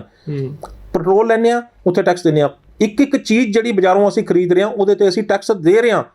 ਪਰ ਆਮ ਲੋਕਾਂ ਨੂੰ ਸਮਝ ਹੀ ਨਹੀਂ ਆ ਰਿਹਾ ਕਿ ਅਸੀਂ ਜੇ ਪੁੱਛਾਂਗੇ ਵੀ ਤੁਸੀਂ ਟੈਕਸ ਦਿੰਦੇ ਹੋ, ਨਹੀਂ ਜੀ ਅਸੀਂ ਕਿੱਥੋਂ ਟੈਕਸ ਦੇ। ਉਹਨਾਂ ਦੇ ਦਿਮਾਗ 'ਚ ਸਿਰਫ ਤੇ ਸਿਰਫ ਇਨਕਮ ਟੈਕਸ ਹੈ ਜਿਹੜਾ ਕਿ ਟੈਕਸ ਹੈ। ਅਸੀਂ ਹਰ ਇੱਕ ਚੀਜ਼ ਦੇ ਉੱਪਰ ਟੈਕਸ ਦੇ ਰਹੇ ਹਾਂ, ਇੱਕ ਟੌਫੀ ਤੋਂ ਲੈ ਕੇ ਇੱਕ ਟਰੱਕ ਦੇ ਤੱਕ। ਜੇ ਆਪਾਂ ਕੋਈ ਵੀ ਚੀਜ਼ ਖਰੀਦਦੇ ਹਾਂ ਉਹਦੇ ਉੱਪਰ GST ਲੱਗਦਾ, ਉਹਦੇ ਉੱਪਰ ਫਿਰ ਜਿਹੜਾ ਸਟੇਟ ਦਾ ਟੈਕਸ ਆ ਉਹ ਅਲੱਗ ਲੱਗਦਾ। ਪੈਟਰੋਲ ਦੇ ਦਾ ਤਾਂ ਆਪਾਂ ਗੱਲ ਹੀ ਨਹੀਂ ਕਰ ਸਕਦੇ। 33 ਰੁਪਏ ਦਾ ਪੈਟਰੋਲ ਹੈ, ਉਹਦੇ ਉੱਪਰ 34 ਰੁਪਏ ਦੇ ਕਰੀਬ ਕਿਤੇ ਟੈਕਸ ਲੱਗ ਰਿਹਾ ਜਿਹੜਾ ਸੈਂਟਰ ਸਰਕਾਰ ਦਾ, ਪੰਜਾਬ ਸਰਕਾਰ ਦਾ ਜਿਹੜਾ ਉਸ ਤੋਂ ਬਾਅਦ ਲੱਗ ਰਿਹਾ। ਫਿਰ ਪੰਜਾਬ ਸਰਕਾਰ ਦਾ ਆ ਜਾਂਦਾ, ਸਰਵਿਸ ਟੈਕਸਿਸ ਆ ਜਾਂਦੇ ਨੇ, ਉਸ ਤੋਂ ਬਾਅਦ ਜਿਹੜੇ ਕੈਰਿੰਗ ਚਾਰਜਿਸ ਆ ਜਾਂਦੇ ਨੇ। ਹੁਣ ਕਰੋਨਾ ਦਾ ਇੱਕ ਹੋਰ ਇਹਨਾਂ ਨੇ ਕੱਢਤਾ ਵਿੱਚੋਂ। ਤੇ ਹੁਣ ਜਿਹੜੇ ਕਿਸਾਨ ਅੰਦੋਲਿਤ ਨੇ ਆਲਰੇਡੀ ਉਹਨਾਂ ਨੂੰ ਕਹਿ ਕੇ ਵੀ ਇੱਕ ਐਗਰੀਕਲਚਰ ਸੈਸ ਇਹਨਾਂ ਨੇ ਹੋਰ ਲਾ ਦਿੱਤਾ। ਚੁੰਗੀ ਵੱਖਰੀ ਪੈਂਦੀ ਹੈ, ਚੁੰਗੀ ਅਲੱਗ ਪੈਂਦੀ ਹੈ। ਸਾਰਾ ਕੁਝ ਰਲ ਮਿਲਾ ਕੇ ਲੋਕਾਂ ਦਾ ਜੂਸ ਕੱਢਿਆ ਜਾ ਰਿਹਾ ਹੈ। ਮਿਡਲ ਕਲਾਸ ਬੰਦਾ ਹੁਣ ਜਾਵੇ ਤਾਂ ਜਾਵੇ ਕਿੱਥੇ? ਕੀ ਸਿਰਫ ਅਸੀਂ ਜੈ ਸ਼੍ਰੀ ਰਾਮ ਬੋਲਣ ਜੋਗੇ, ਭਗਵਾ ਰੰਗ ਚੱਕ ਕੇ ਮੁਸਲਮਾਨਾਂ ਨੂੰ ਮਾਰਨ ਜੋਗੇ ਇੱਕ ਨੇਸ਼ਨ ਬਣ ਕੇ ਰਹਿ ਜਾਾਂਗੇ, ਜਾਂ ਇਸ ਦਾ ਤੁਸੀਂ ਤਖਤਾ ਪਲਟ ਆਉਣ ਵਾਲੇ ਟਾਈਮ ਦੇ ਵਿੱਚ ਦੇਖਦੇ ਹੋ? ਦੇਖੋ ਮੈਂ ਇੱਕ ਗੱਲ ਸਮਝਦਾ ਹੈਗਾ, ਜਦੋਂ ਤੱਕ ਤੁਸੀਂ ਅੱਖਾਂ ਤੇ ਪੱਟੀ ਬੰਨ੍ਹ ਕੇ ਕਿਸੇ ਦੇ ਮਗਰ ਤੁਰੇ ਜਾਓਗੇ ਤਾਂ ਉਦੋਂ ਤੱਕ ਤੁਹਾਡਾ ਕੁਝ ਨਹੀਂ ਬਣ ਸਕਦਾ। ਕਈ ਬੰਦਿਆਂ ਦੀ ਨਸੀਬ ਦੇ ਵਿੱਚ ਹੀ ਇਸ ਤਰ੍ਹਾਂ ਦੀਆਂ ਗੱਲਾਂ ਹੁੰਦੀਆਂ ਨੇ ਜਿਹੜੀਆਂ ਕਿ ਇਹ ਉਹਨਾਂ ਨੂੰ ਉਹ ਨਿਕਲ ਹੀ ਨਹੀਂ ਪਾਉਂਦੇ ਉਹਦੇ ਵਿੱਚੋਂ। ਆਪਣੇ ਹਿੰਦੁਸਤਾਨ ਦੇ ਲੋਕਾਂ ਦਾ ਤਰਾਸਦੀ ਇਹ ਹੈ ਕਿ ਉਹਨਾਂ ਦੇ ਦਿਮਾਗਾਂ ਦੇ ਵਿੱਚ ਇਹ ਚੀਜ਼ ਬੈਠ ਹੀ ਨਹੀਂ ਰਹੀ ਕਿ ਸਾਨੂੰ ਸਾਡੇ ਸਰਕਾਰਾਂ, ਸਾਡੇ ਜਿਹੜੇ ਪਾਰਟੀਆਂ ਜਿਹੜੀਆਂ ਨੇ ਸਾਨੂੰ ਕਿਸ ਤਰੀਕੇ ਨਾਲ ਲੁੱਟ ਰਹੀਆਂ ਨੇ, ਕੁੱਟ ਰਹੀਆਂ ਨੇ, ਸਾਡਾ ਕਚੂੰਬਰ ਕੱਢ ਰਹੀਆਂ ਨੇ। ਸਮਝ ਹੀ ਨਹੀਂ ਆ ਰਹੀ। ਸਮਝ ਆਈ ਹੈ ਜਦੋਂ ਪੰਜਾਬ ਦੇ ਕਿਸਾਨਾਂ ਨੂੰ ਸਮਝ ਆਈ ਹੈ ਤਾਂ ਉਹ ਬਾਰਡਰਾਂ 'ਤੇ ਬੈਠੇ ਨੇ।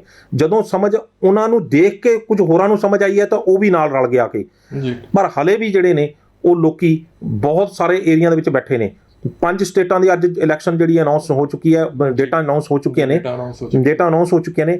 ਵੇਖਣਾ ਇਹ ਹੋਵੇਗਾ ਕਿ ਉਧਰ ਦੀਆਂ ਸਟੇਟਾਂ, ਕਿਉਂਕਿ ਉਹ ਸਾਰੀਆਂ ਸਾਊਥ ਦੇ ਦੂਜੇ ਸਾਈਡਾਂ ਦੇ ਸਟੇਟਾਂ ਨੇ ਜੀ, ਕੀ ਉਧਰ ਦੀਆਂ ਸਟੇਟਾਂ ਦੇ ਕਿਸਾਨ ਜਾਗਰਿਤ ਹੈਗੇ ਨੇ? ਜੇ ਜਾਗਰਿਤ ਹੈਗੇ ਨੇ ਤਾਂ ਫਿਰ ਉਹ ਵੋਟਾਂ ਪਾ ਕੇ ਦੱਸਣਗੇ ਕਿ ਕੀ ਤੁਸੀਂ ਕਰ ਰਹੇ ਹੋ, ਕੀ ਤੁਸੀਂ ਜਿਹੜੇ ਕਿਸਾਨੀ ਜਿਹੜੀ ਦਾ ਕਚੂੰਬਰ ਨਿਕਲ ਰਿਹਾ, ਜਿਹੜੇ ਕਾਨੂੰਨ ਪਾਸ ਕੀਤੇ ਨੇ ਉਹਦੇ ਉਹ ਕਿੰਨੇ ਕੁ ਹੱਕ 'ਚ ਨੇ ਜਾਂ ਕਿੰਨੇ ਖਿਲਾਫ ਨੇ। ਜੀ ਕੁਲਵੰਤ ਜੀ, ਬਹੁਤ ਬਹੁਤ ਧੰਨਵਾਦ ਤੁਹਾਡਾ ਸਾਡੇ ਨਾਲ ਜੁੜਨ ਲਈ। ਤੇ ਸ਼ੋਅ ਦਾ ਆਖਰੀ ਕਮੈਂਟ ਮੈਂ ਦੱਸੂਗਾ ਕਿ ਪੈਟਰੋਲੀਅਮ ਮੰਤਰੀ ਉੱਠ ਕੇ ਕੁਝ ਵੀ ਕਹਿ ਦਿੰਦੇ ਆ। ਇਸ ਤੋਂ ਪਹਿਲਾਂ ਜਦੋਂ ਇੱਕ ਵਾਰੀ ਰੇਟ ਹਾਈ ਹੋਏ ਸੀਗੇ, ਉਸ ਟਾਈਮ ਤੇ ਫਾਈਨੈਂਸ ਮਿਨਿਸਟਰ ਨਿਰਮਲਾ ਸੀਤਾਰਮਨ ਸੀਗੀ, ਉਹਨਾਂ ਦਾ ਕਹਿਣਾ ਸੀਗਾ ਕਿ ਜਿਹੜੇ ਸਾਡੀ ਜਿਹੜੀ ਮਾਰਕੀਟਿੰਗ ਸੀਗੀ, ਜਿਹੜੀ ਕਾਰਾਂ ਦੀ ਵਿਕਰੀ ਸੀਗੀ ਉਹ ਨੀਚੇ ਆਈ ਸੀਗੀ। ਉਹਨਾਂ ਦਾ ਕਹਿਣਾ ਸੀ ਕਿ ਕੈਬਸ ਅੱਜ ਕੱਲ੍ਹ ਲੋਕੀ ਓਲਾ ਊਬਰ ਜ਼ਿਆਦਾ ਲੈ ਰਹੇ ਨੇ, ਇਸ ਕਰਕੇ ਨਹੀਂ ਹੈਗਾ। ਜਦੋਂ ਮੁੱਖ ਪ੍ਰਧਾਨ ਮੰਤਰੀ ਮੋਦੀ ਜੀ ਬਣੇ ਸੀਗੇ, ਉਦੋਂ ਪੈਟਰੋਲ ਦਾ ਰੇਟ ਡਾਊਨ ਆਇਆ ਸੀਗਾ, ਉਦੋਂ ਕਹਿੰਦੇ ਸੀ ਵੀ ਤੁਹਾਨੂੰ ਨਸੀਬ ਵਾਲਾ ਚਾਹੀਦਾ ਕਿ ਬਦਨਸੀਬ ਚਾਹੀਦਾ। ਇਹੋ ਜਿਹੇ ਕਮੈਂਟਸ ਤੋਂ ਬਚਣਾ ਚਾਹੀਦਾ। ਬੀਜੇਪੀ ਦੀ ਸਰਕਾਰ ਜੇਕਰ ਹੁਣ ਆਉਣ ਵਾਲੇ 50 ਸਾਲਾਂ ਤੱਕ ਰਾਜ ਕਰਨ ਦੀ ਗੱਲ ਕਰ ਰਹੀ ਹੈ, ਸਾਡੇ ਵੱਲੋਂ 5000 ਸਾਲ ਲਈ ਕਰੋ, ਪਰ ਜੇ ਆਮ ਜਨਤਾ ਕੋਲੇ ਤੁਸੀਂ ਕੁਝ ਜੇ ਵੰਡੋਗੇ ਜਾਂ ਦਵੋਗੇ, ਨਾ ਵੀ ਵੰਡੋ, ਸਾਡੇ ਕੋਲ ਜਿਹੜਾ ਸਾਡੀ ਕਮਾਈ ਦਾ, ਸਾਡੀ ਮਿਹਨਤ ਦਾ ਪੈਸਾ ਉਹੀ ਰਹਿਣ ਦਿਓਗੇ, ਤਾਂ ਵੀ ਤੁਹਾਡਾ ਬਹੁਤ ਬਹੁਤ ਧੰਨਵਾਦ ਹੋਏਗਾ। ਤੁਸੀਂ ਜੁੜੇ ਰਹੋ ਨਿਊਜ਼ ਏਸ਼ੀਆ ਪੰਜਾਬੀ ਦੇ ਨਾਲ। ਮੇਰਾ ਨਾਮ ਬੋਨੀ ਪਿੰਦਰਾ।